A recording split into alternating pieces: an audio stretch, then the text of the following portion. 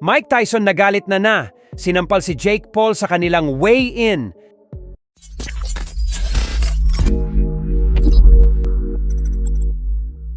Naganap na nga po ang official weigh-in sa pagitan ng heavyweight legend Iron Mike Tyson at ng YouTuber boxer Jake Paul para sa kanilang mega showdown na nakatakdang ganapin sa Nobyembre 15.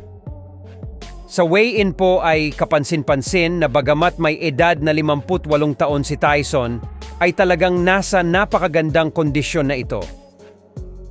Kung saan masasabi natin na pinaghandaan talaga nito ng gusto ang kanilang sagupaan. Habang si Jake Paul naman ay ganun din. Buong-buo po ang loob ni Jake Paul na siya ang magtatagumpay sa bakbakan nila bukas. Gawa ng hinamon niya ang lahat ng boksingero na lalaban sa undercard ng pustahan. Patunay lang umano ito kung gaano kataas ang kumpiyansa niya na papatulugin niya si Tyson. At ito na ang susunod sa mga legendary fighters na kanyang biktima. Habang si Tyson naman ay naninindigan sa kanyang sarili na wala daw dapat ipag-alala ang mga fans niya dahil hindi umano siya matatalo.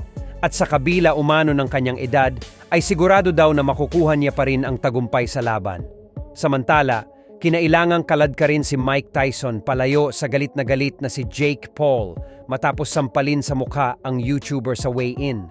Ang biglaang pagsabog na iyon ng baddest man on the planet of old ay nag-apoy ng pisikilan sa entablado at nagdulot ng sumisigaw na reaksyon mula sa mga boxing fans. Ladies and gentlemen,